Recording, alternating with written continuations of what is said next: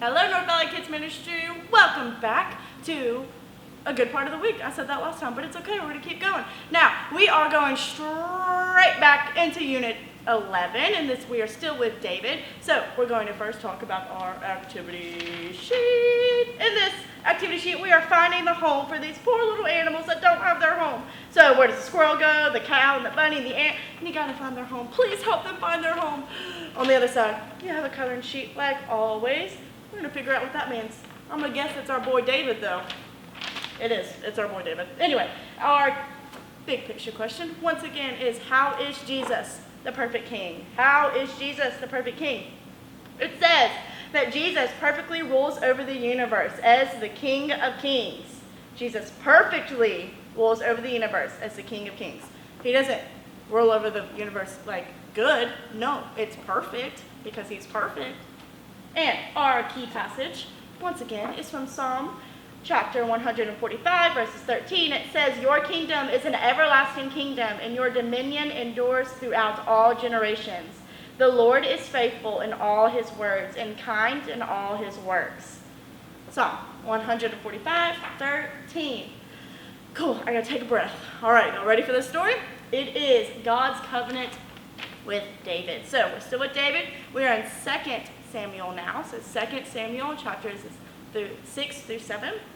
And we start with how God chose David to be the next king of Israel. Now, King Saul had died at this time. So King Saul is no longer an issue. We're no longer hiding from him or running. He has died, and God chose David to be the next king over Israel. Now, God gave his people a time of peace. And David lived in a beautiful palace in the city of Jerusalem. So one day, David was talking with Nathan, a prophet. And David said, "I live in a palace of cedar wood, but the ark of God sits inside of a tent." So what he's saying is, how come I get this beautiful palace when the ark of our most powerful and merciful God is in a tent?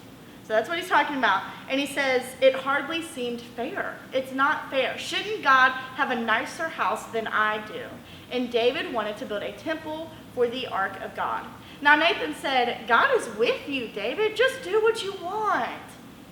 Now look, I don't know about you, but if somebody said that to me, told me to just do what I want, I would ask my parents if that was okay. Like, I just don't know if I could just do what I want, you know? So he says, do what you want. But David did not, well, actually, God didn't want David to do just whatever he wanted. So God wanted David to do what God wanted, not what David wanted. So that night, God gave Nathan, this is a prophet, a message for David. Now, this is what God told Nathan to say. It says, "David, are you going to build a house for me to live in?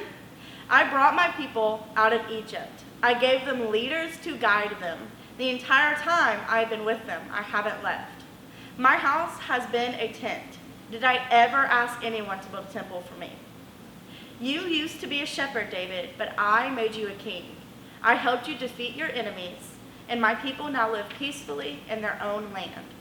I promise you, David, that you and your descendants will be kings. When you die, one of your sons will be king. He will be a strong king, and no one will be able to take his kingdom away from him. He will build a house for me. I will love him, and I will never leave him. When your son dies, his son will be king.